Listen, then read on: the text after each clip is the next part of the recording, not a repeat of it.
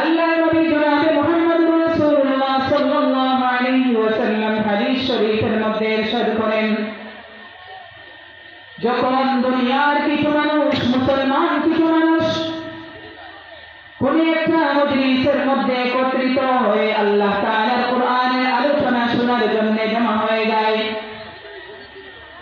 আল্লাহ তাআলার কোরআন থেকে আলোচনা শোনার জন্য, নবীজির হাদিস থেকে কথা শোনার জন্য যখন কিছু সংখ্যক মানুষ কোন মজলিসের মধ্যে একত্রিত হয়, আল্লাহর হাবিব জনাবে মুহাম্মদুর রাসূলুল্লাহ সাল্লাল্লাহু আলাইহি ওয়াসাল্লাম ইরশাদ ফরমান যে ওই মানুষগুলোর উপরে আল্লাহর আসমান থেকে সকিনা এবং রহমত নাযিল হতে থাকে। জোরে বলুন সুবহানাল্লাহ। ইল্লা নাযালাত আলাইহিমুস সাকিনা, যে মানুষগুলো কোরআনের আলোচনা শোনার জন্য একত্রিত হয়, হাদিসের আলোচনা শোনার জন্য জমা হয়, ওই মানুষগুলোর উপর আল্লাহ রাব্বুল আলামিন আসমান থেকে সকিনা এবং রহমত বর্ষণ করেন। জোরে বলুন সুবহানাল্লাহ।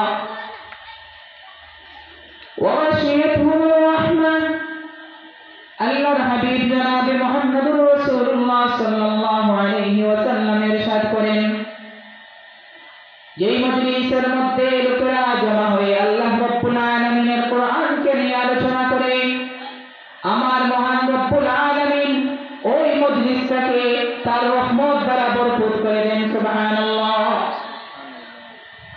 ওয়া হাফাতহুমুল মালায়েকা, এবং আল্লাহ তৈরি নূরের ফেরেশতারা ওই মজলিসটাকে চতুর্দিক থেকে বেষ্টন করে নেন।